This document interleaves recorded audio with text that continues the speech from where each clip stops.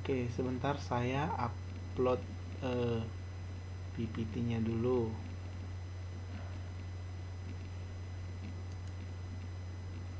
Kalau nanti tidak jelas, ini kan biasanya karena gangguan sinyal, bisa nanti dipelajari di link YouTube ya.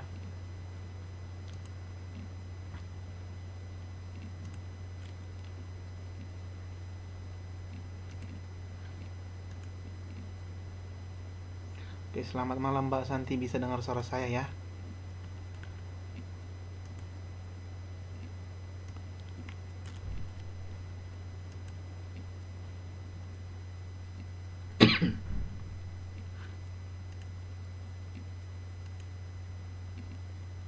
Halo Mbak Santi, bisa dengar?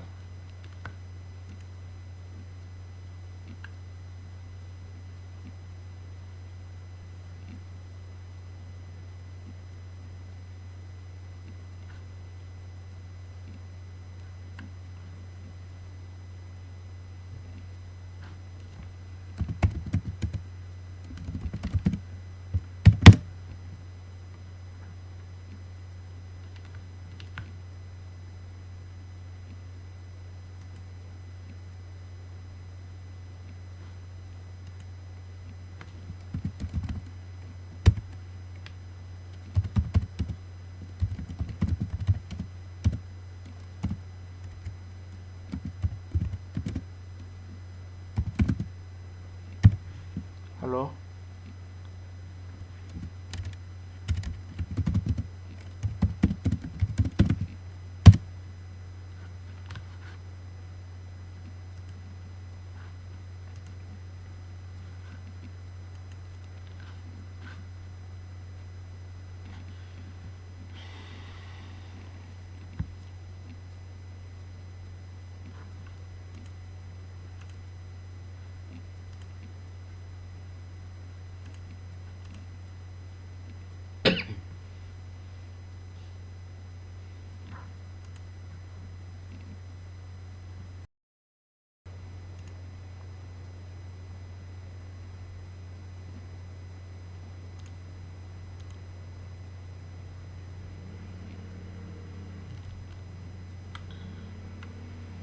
Oke, yang lain bisa nggak?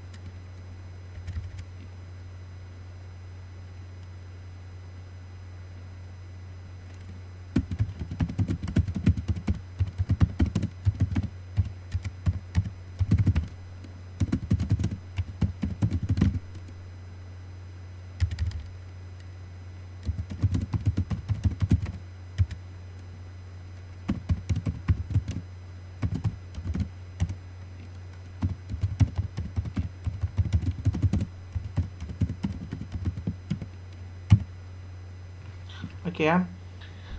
Eh,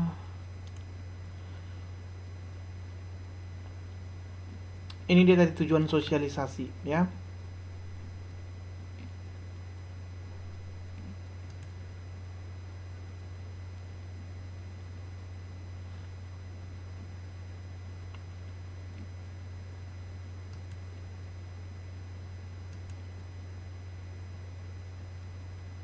Oke. Ini dia preparatory stage, yaitu tahap persiapan eh,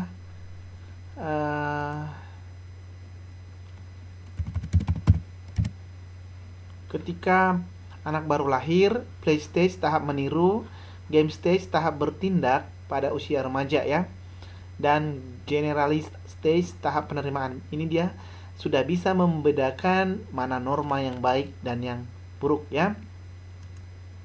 Oke, kita lanjutkan. Agen atau pelaku sosialisasi ya. Oke. Yang pertama, keluarga. Di keluarga lah pertama sekali kita menerima yang namanya norma. Ya. Di keluarga kita pertama sekali menerima norma. Jadi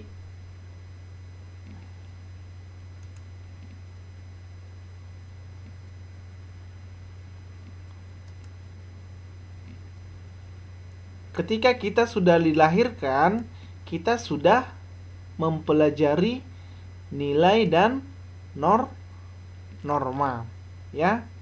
Oke. Kita sudah mempelajari nilai dan norma. Bisa ya?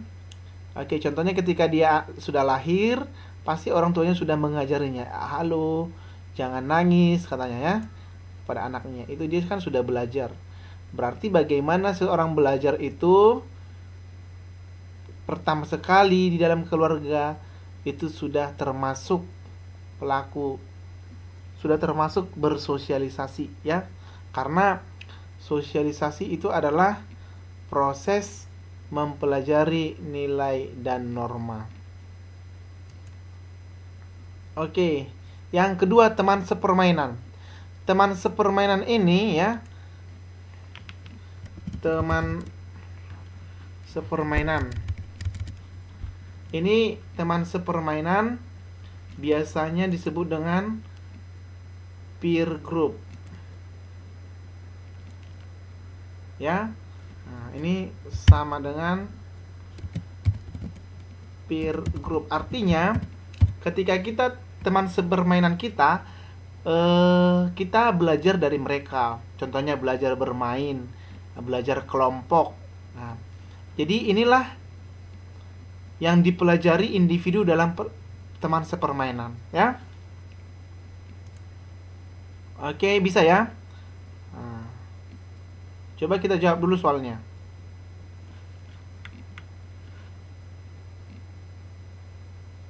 Oke, nomor 1 apa? Nomor 1 apa? Agen sosialisasi pada tahap awal pembentukan kepribadian anak.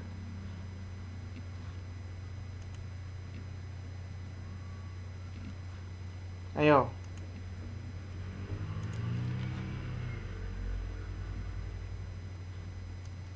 Ayo, apa nomor 1?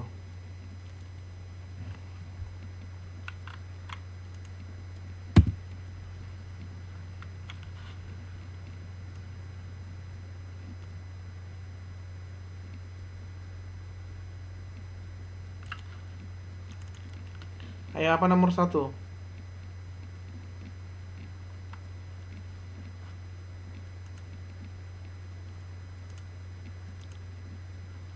Nomor 1 iya, nomor 1 B ya.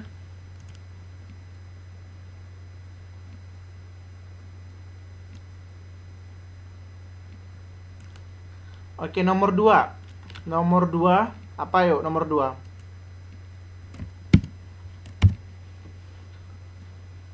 Nomor 2. Nomor 2.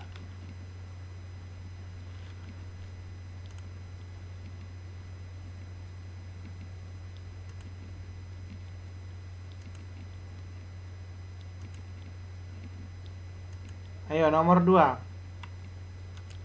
Teman sepermainan atau sebaya disebut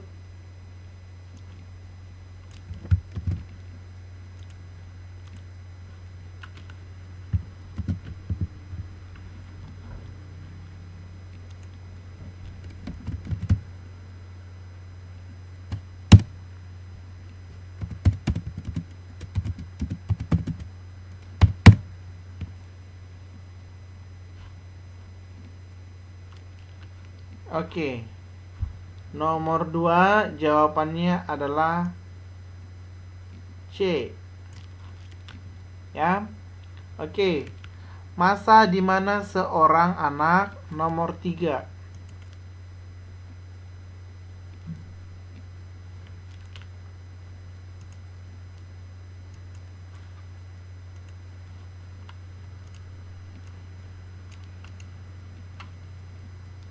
Nomor 3.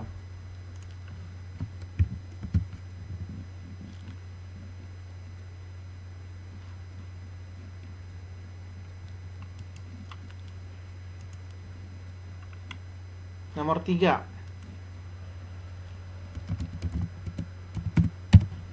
Nomor 3 apa?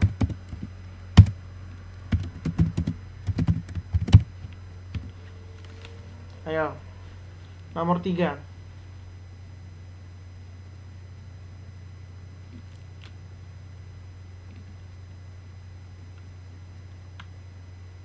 Ayo, nomor 3 apa? Masa di mana seorang anak. Ayo. Ini cuman Mbak Ayu ya yang jawab ya.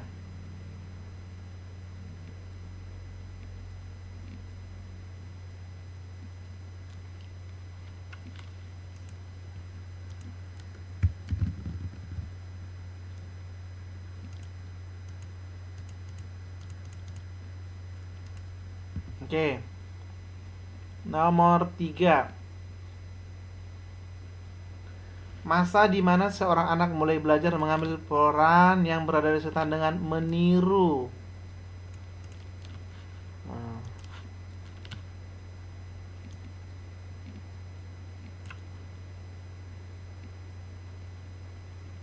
Meniru. Kita lihat ini ya.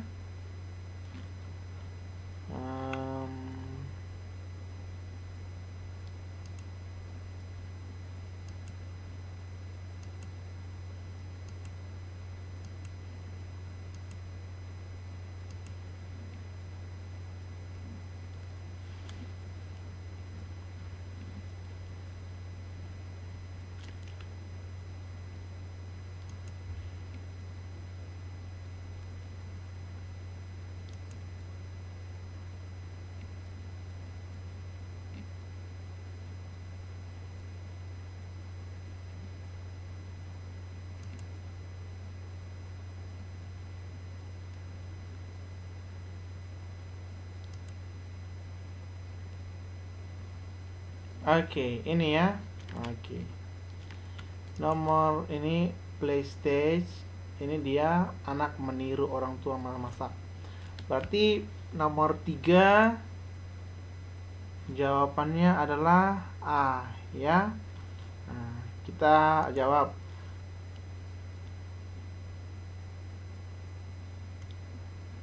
Nih ya, jawabannya A. Oke, nanti kita lanjut lagi.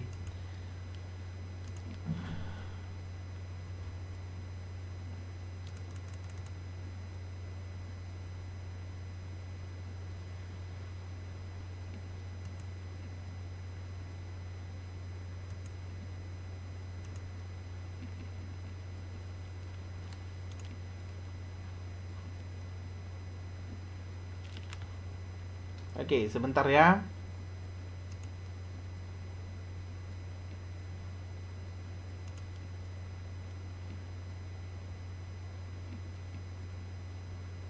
Oke, yang kedua tadi dia agen dari sosialisasi itu adalah teman sepermainan. Ini dia agen ya. Nah, jadi kalau dikatakan dia teman sepermainan ini sama dengan peer group. Apa yang kita pelajari? Contohnya belajar bersama ya. Nah.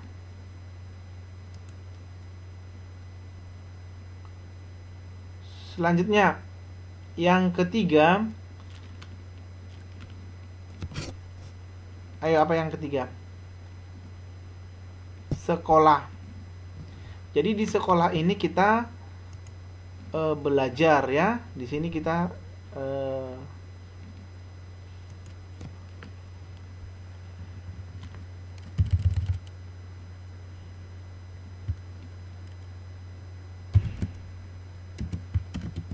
tempat belajar.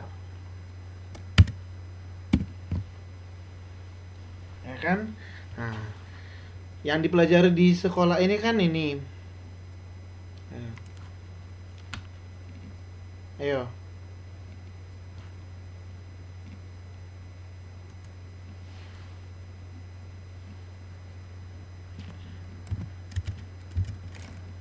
di sekolah adalah tempat belajar. Ya. Nah, selanjutnya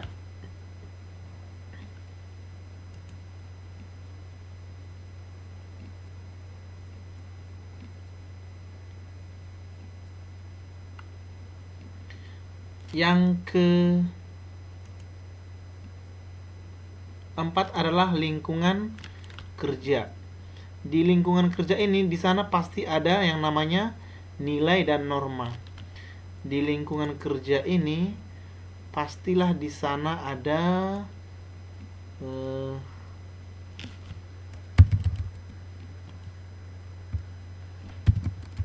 pasti ada norma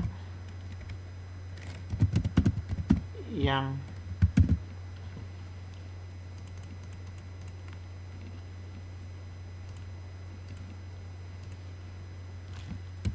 mengatur pekerja, ya. Nah,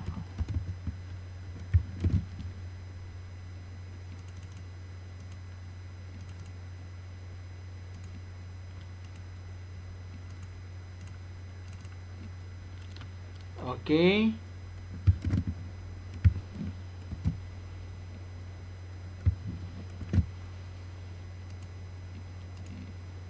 Oke.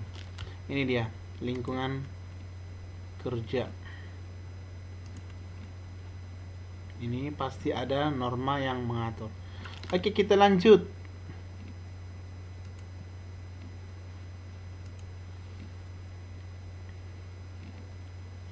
Yang kelima adalah media massa.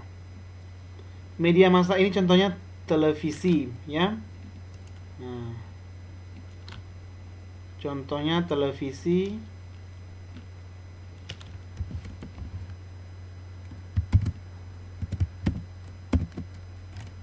radio, surat kabar, dan lain-lain. Kulkas dan kipas angin tidak masuk, ya. Nah, tidak. Oke, selanjutnya kita lihat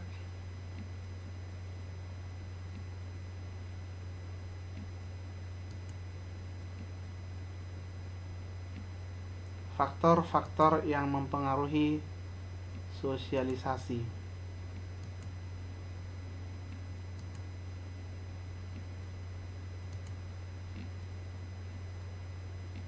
Oke.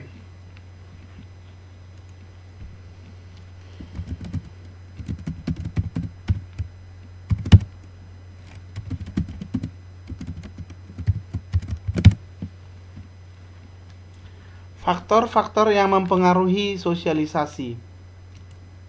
Yang pertama itu adalah sifat dasar manusia. Bagaimana manusia itu pemikirannya. Nah, contohnya ketika saya berpikir saya ingin belajar, berarti sosialisasi pastilah berhubungan dengan diri saya, ya. Lingkungan prenatal, individu dalam rahim. Jadi ketika anak juga di dalam rahim sudah belajar, ya kan? Nah, makanya ketika ibu sedang mengandung,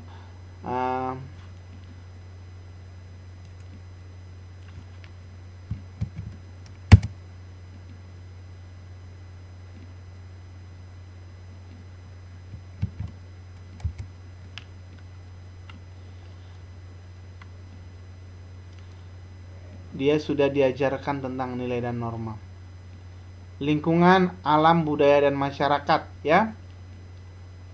Nah, lingkungan, alam, budaya, dan masyarakat. Dan motivasi. Motivasi ini adalah dorongan dan kebutuhan. Contohnya kita butuh belajar, maka kita perlu untuk bersosialisasi. Kita belajar di sekolah, kita bersosialisasi dengan teman, kita bersosialisasi dengan guru, kita bersosialisasi dengan semua warga sekolah. Itulah contohnya. Contohnya kita juga bersosialisasi dengan teman di Itu namanya peer group tadi kan. Jadi kita juga bisa belajar dari teman ya.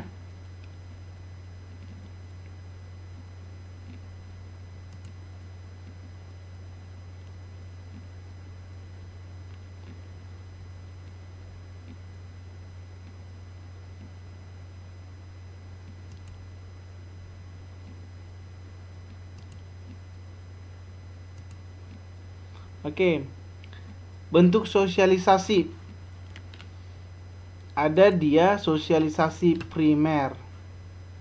Ya. Sosialisasi primer.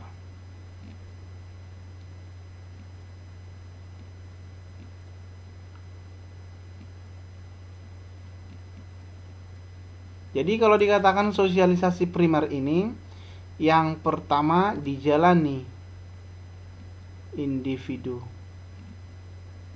Inilah dia sosialisasi primer ini, dia diperoleh pertama sekali di mana, ayo? Ini dia pertama sekali diperoleh di keluarga, ya kan? Nah.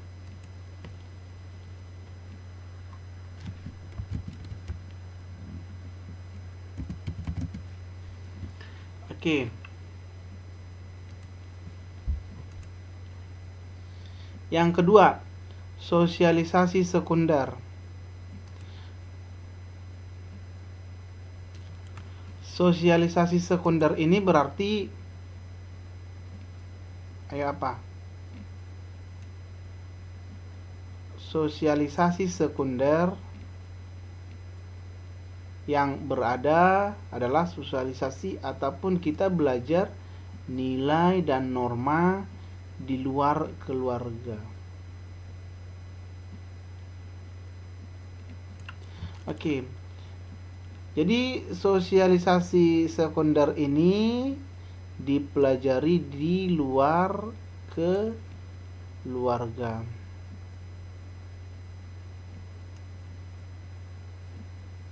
Oke. Di mana itu? Di sekolah, lingkungan bermain, dan juga keluarga. Lingkungan kerja, sorry. Jadi sosialisasi primer ini terdapat hanya ada di dalam keluarga, sedangkan sosialisasi sekunder berada di sekolah, lingkungan kerja, tempat bermain atau lingkungan bermain, ya.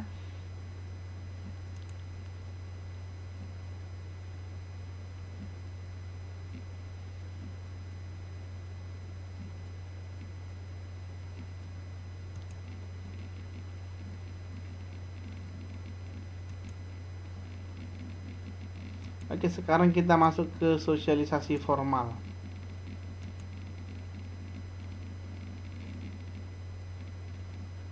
Maaf.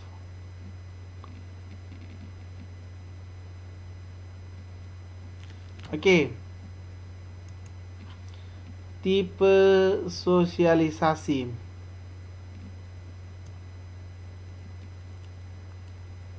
Yang pertama, tipe sosialisasi itu dia ada yang formal.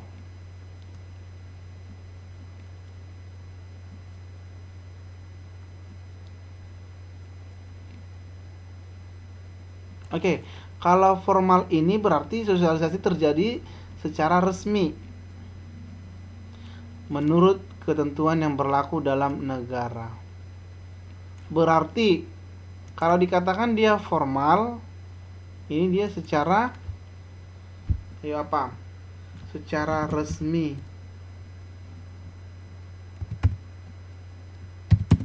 Contoh di sekolah militer, ya kan? Nah, selanjutnya yang kedua ada dia namanya sosialisasi informal.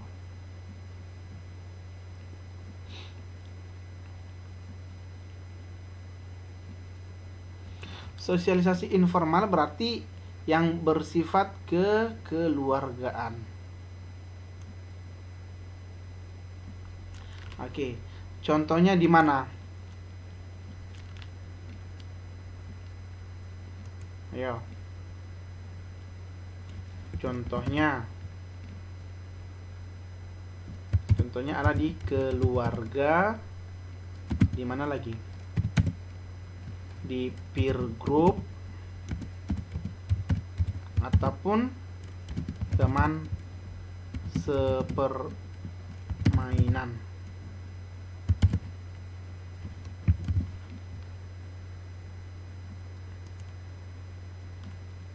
Oke. Inilah sosialisasi informal ya. Bisa ya? Nah.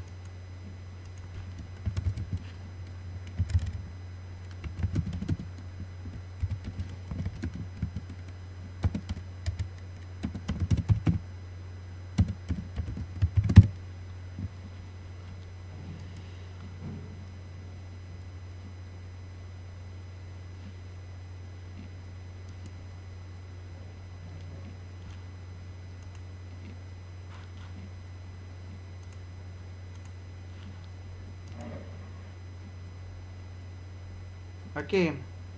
Pola sosialisasi. Ada namanya pola sosialisasi itu nanti dia represif dan partisipatif. Ya. Oke. Represif dan partisipatif. Kita lihat.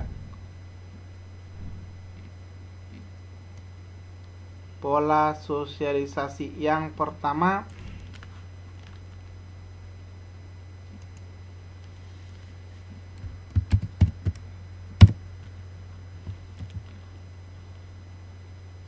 yang pertama kita lihat nih, sosialisasi represif. Kalau dikatakan sosialisasi represif berarti sosialisasi yang menekankan pada penggunaan hukuman terhadap kesalahan atau proses sosialisasi yang terjadi melalui tekanan atau paksaan dari luar. Oke.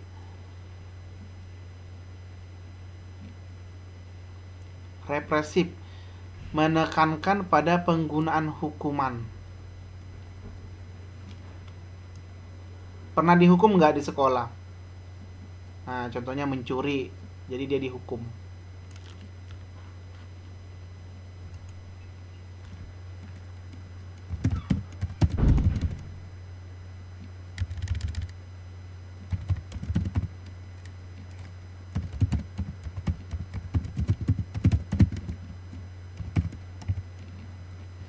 Oke. Ini dia hukuman. Berarti sosialisasi represif ini adalah menggunakan hukuman. Contohnya ketika seorang anak mencuri maka dia akan dihukum. Karena dia sudah melakukan sosialisasi yang salah ataupun menyimpang, perilaku menyimpang atau menyamping ya. Yang kedua, ada dia sosialisasi partisipatif. Sosialisasi partisipatif adalah pola sosialisasi yang menekankan partisipasi anak sebagai individu yang sedang belajar. Artinya dia dimotivasi. Nah, berarti dia di sini dia contohnya adalah motivasi.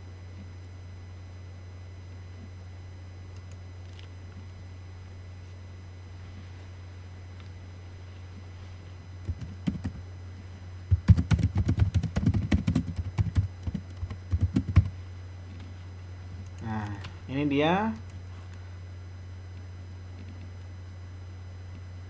anak yang dimotivasi ketika salah ya.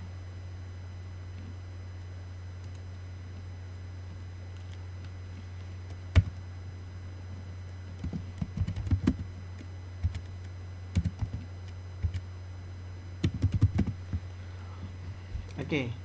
Sedangkan ini nanti sosialisasi represif adalah dengan menggunakan hukuman.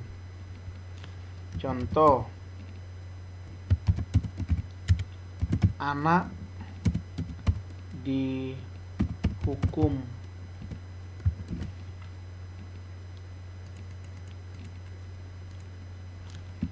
ketika mencuri.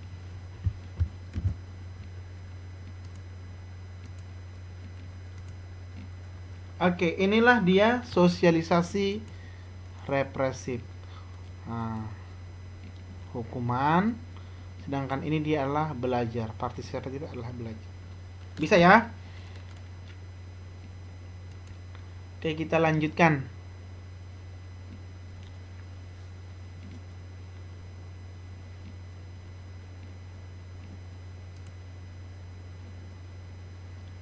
Kepribadian.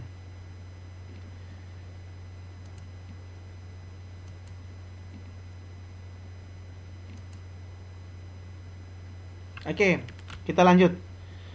Apa nanti hubungan sosialisasi dan kepribadian, kita akan lanjutkan nanti ya. Alport, kepribadian adalah organisasi dinamis dari sistem psikofisis dalam diri individu yang menentukan keunikan penyesuaian diri terhadap lingkungan.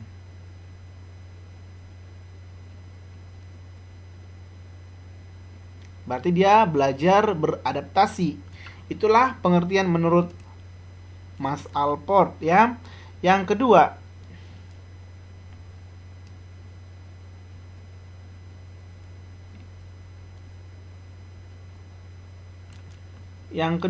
kita lihat menurut Mas Kunjananingrat. Menurut Kunjananingrat. Apa katanya? Kunjananingrat, kepribadian adalah susunan unsur-unsur akal dan jiwa yang menekankan perbedaan tingkah laku. Nah, menentukan perbedaan tingkah laku. Nah, berarti dia supaya bisa belajar gitu ya dalam masyarakat. Tingkah laku atau tindakan individu. Selanjutnya yang ketiga, kita buat menurut Yinger.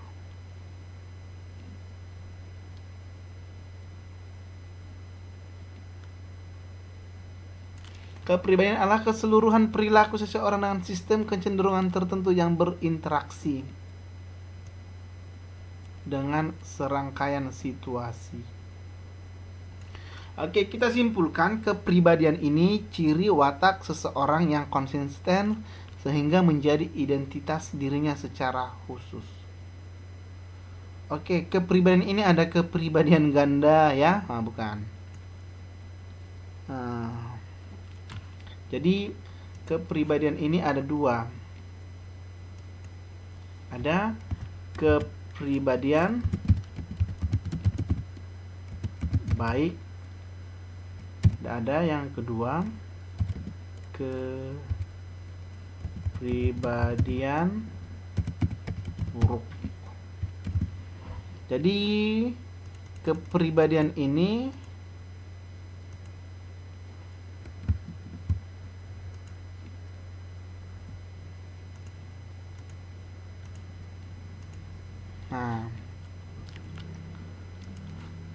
identitas inilah yang menentukan kepribadian seseorang tersebut.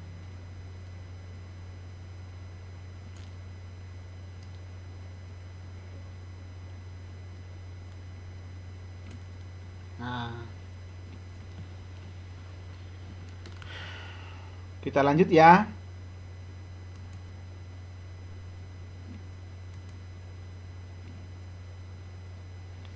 Faktor-faktor pembentuk kepribadian. Warisan biologis atau keturunan. Lingkungan fisik atau geografis, pengaruh lingkungan sosial budaya. Sorry.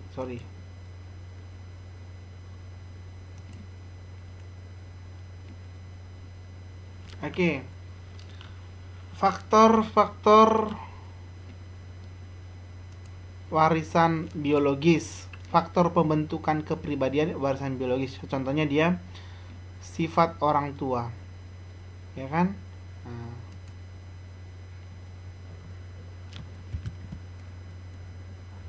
Contoh sifat orang tua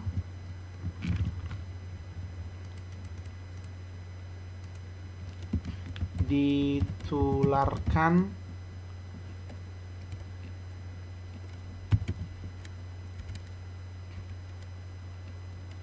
kepada anaknya. Contohnya, makanya dikatakan tidak jauh sifat orang tua kepada anaknya ya. Nah, selanjutnya faktor yang ini, lingkungan fisik.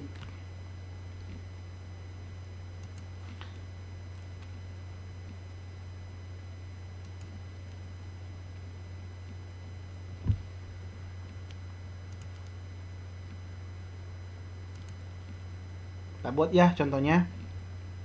Oke, contoh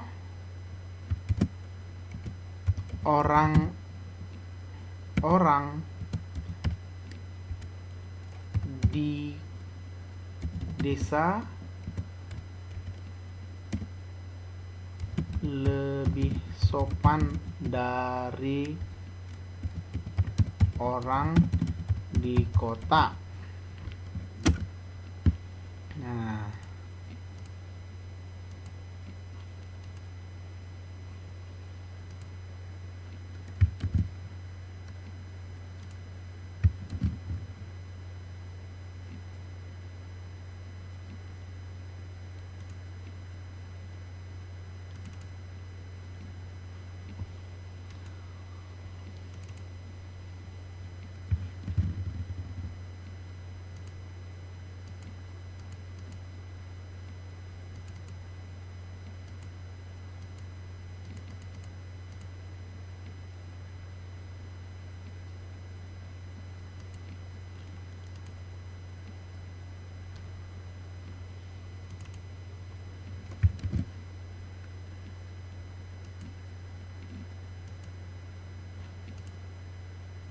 oke bisa ya.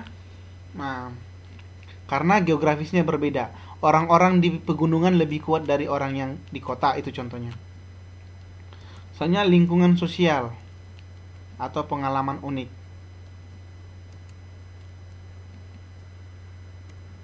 Contohnya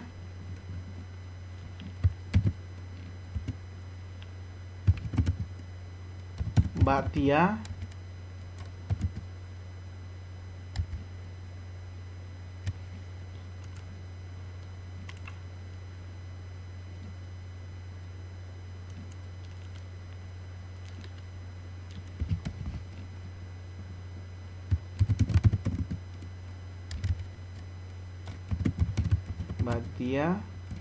lebih kuat dari Mbak Ayu karena Mbak Tia adalah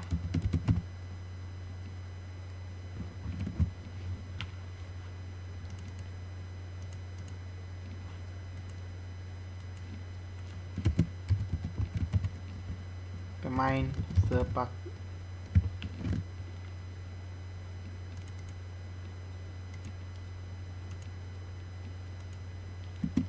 bola. Mbak Tia lebih ramah dari Mbak Ayu karena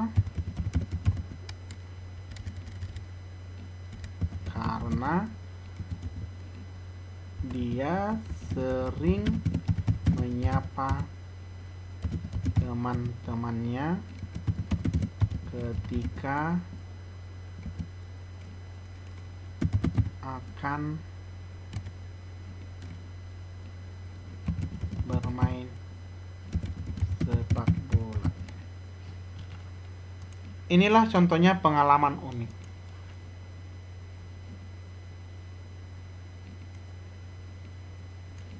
ataupun pengalaman sosial. Contohnya orang-orang yang di perumahan kompleks, di apartemen biasanya lebih egois, ya kan? Daripada bukan egois, lebih individualis dari orang-orang yang tinggal di pedesaan. Oke, bisa ya?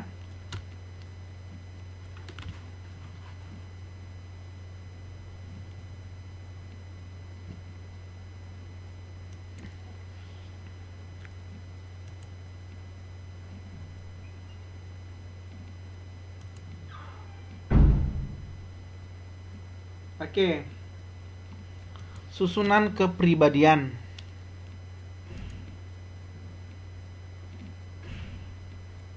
Oke. Yang pertama, susunan kepribadian itu adalah pengetahuan. Nah, saya rasa semuanya sudah mengerti arti pengetahuan. Berarti pengetahuan itu kepribadian itu salah satu yang mempengaruhi kepribadian kita adalah pengetahuan. Yang kedua adalah perasaan. Nah, ini dia. Suatu keadaan dalam kesadaran manusia yang menghasilkan penilaian positif. Selanjutnya yang ketiga adalah dorongan naluri. Jadi kalau dikatakan dorongan naluri, kemauan dalam diri yang sudah merupakan naluri ya. Atau bagi yang tak terpisahkan dari setiap manusia. Contohnya, saya ingin menjadi seorang guru, itulah dorongan nalurinya. Dia tidak pisahkan lagi. Naluri kemauan dalam diri ya. Perasaan, suatu keadaan dalam kesadaran manusia yang menghasilkan penilaian positif, pengetahuan, fantasi, pemahaman, konsep, pengamatan, dan segala hal yang berbeda dalam lingkungan individu. Bisa ya? Oke, ada yang jelas nggak?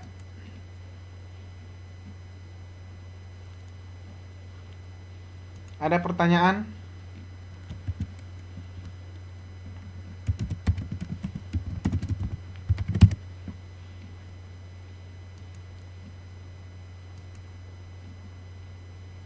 Oke.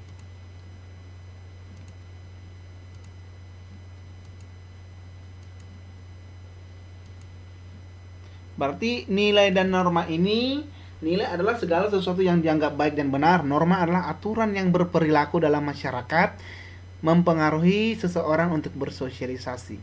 Kalau sosialisasinya sudah baik, sosialisasi itu tadi dia proses mempelajari nilai dan norma di dalam masyarakat sehingga menjadi manusia ataupun masyarakat yang berpartisipasi dalam masyarakat. Inti daripada nilai adalah sesuatu yang berharga, sedangkan norma adalah aturan yang berperilaku dalam masyarakat. Oke, jadi dia sosialisasinya dari mana? Kalau nilai dan normanya sudah diketahui dengan baik, sudah diamalkan dengan baik, maka dia akan bersosialisasi dengan baik. Sosialisasi itu tadi apa? Sosialisasi itu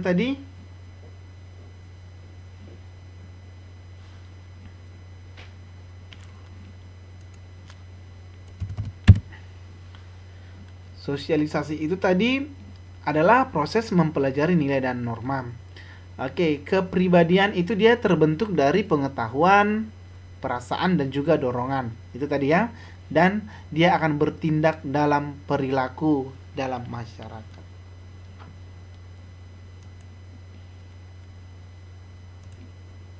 Bisa ya? Oke. Sekarang kita jawab soal ya. Nomor 4.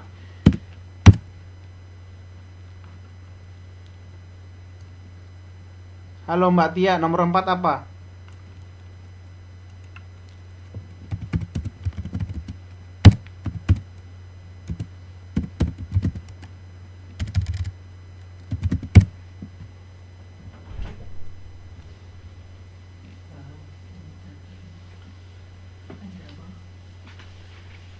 Ayo, nomor 4 dijawab.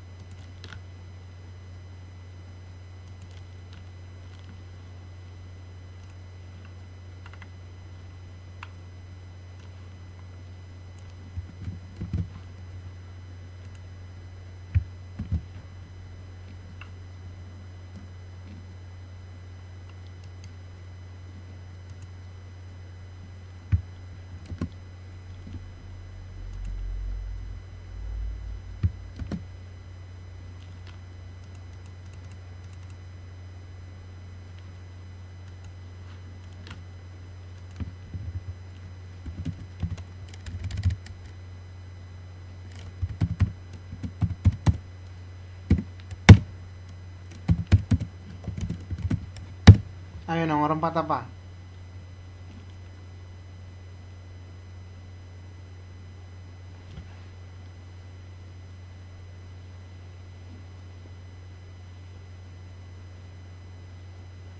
Oke, nomor 4 jawabannya iya, benar sekali. Nomor 4 jawabannya C ya. Nah,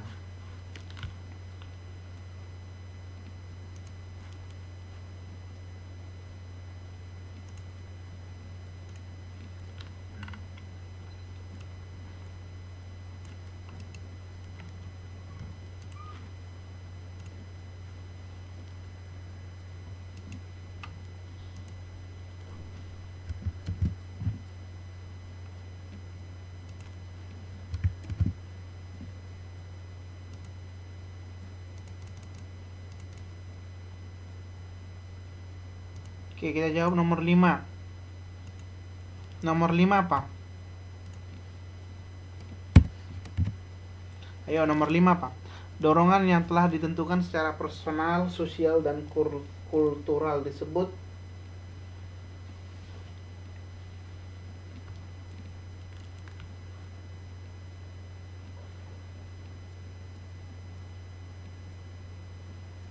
Oke. Oke, nomor 5 jawabannya adalah B ya.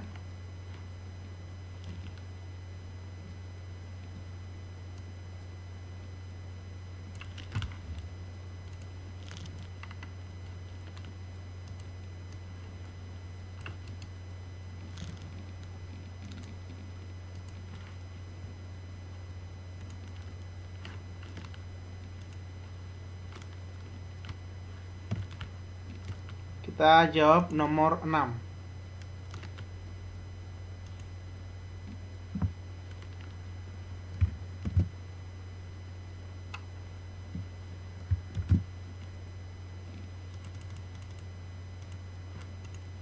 Nomor 6. Ayo, apa nih? Salah satu contoh fungsi media massa dalam sosialisasi sekunder adalah Ayo, nomor 6.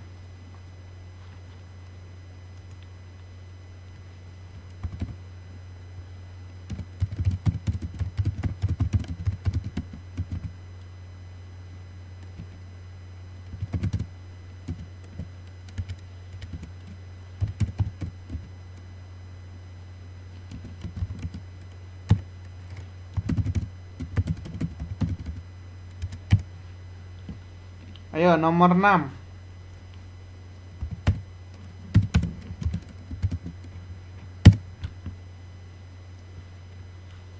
Salah satu contoh fungsi media massa dalam sosialisasi sekunder adalah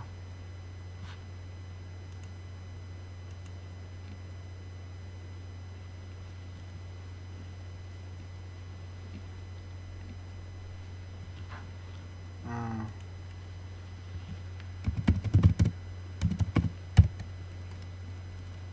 kalau konsumtif itu sama dengan boros ya. Oke. Iya, nomor 6 jawabannya adalah C ya.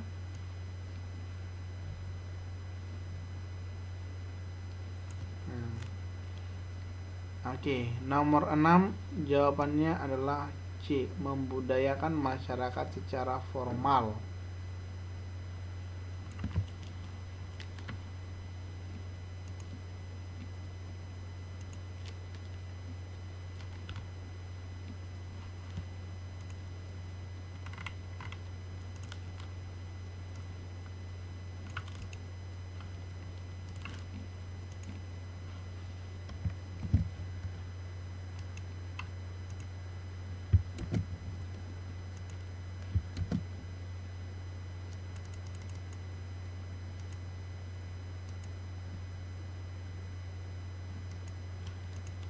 Oke, nomor 7. Nomor 7. Ayo apa?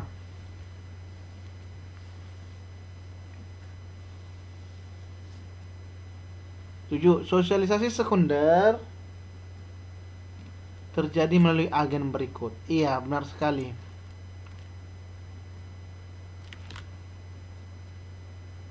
Ini dia teman bermain, sekolah, dan media massa. Kalau primer tadi dia berada di keluarga, ya. Nah,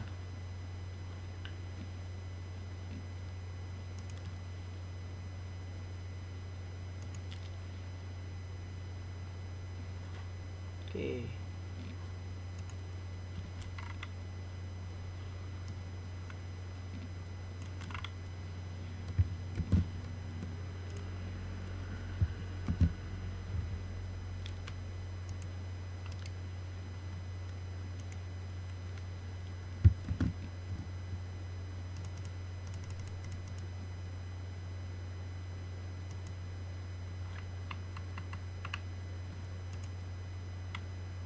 Oke, nomor 8. Nomor 8.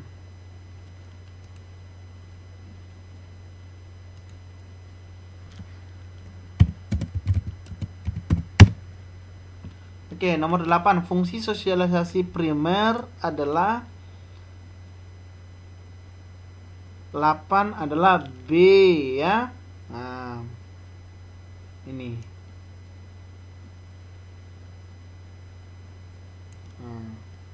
B, ya. Meletakkan dasar kepribadian individu. Karena sosialisasi primer ini tadi dia yang pertama sekali kita terima. Kita belajar nilai dan norma pertama sekali dari keluarga, ya. Oke.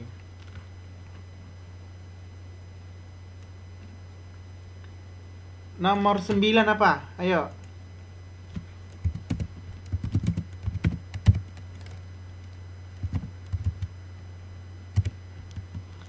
Sembilan, proses belajar mengenal nilai dan norma sosial yang ada di dalam masyarakat. Proses belajar mengenal itu ya sebenarnya, mengenal nilai dan norma sosial yang ada dalam masyarakat disebut ya sosialisasi.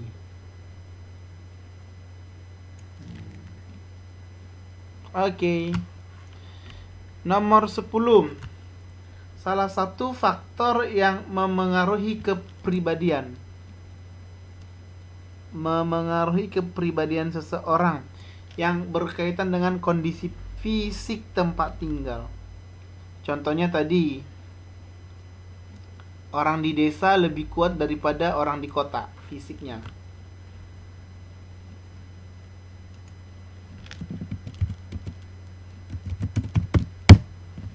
Ayo, 10. Salah satu faktor yang memengaruhi kepribadian seseorang yang berkaitan dengan kondisi fisik tempat tinggal. Oke, iya. 10 ini adalah lingkungan geografis. Oke, kita buat contohnya ya.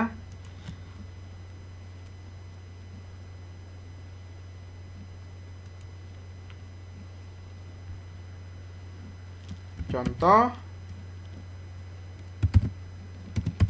orang di desa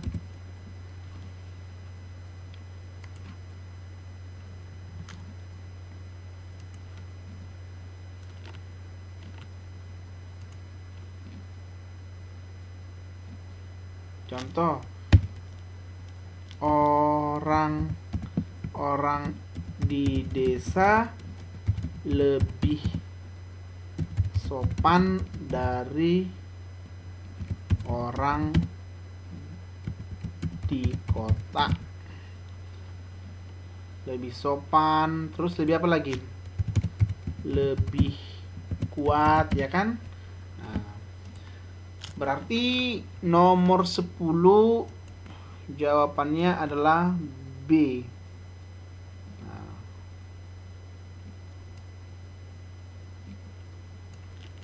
Iya, lebih ramah. Oke. Soalnya habis.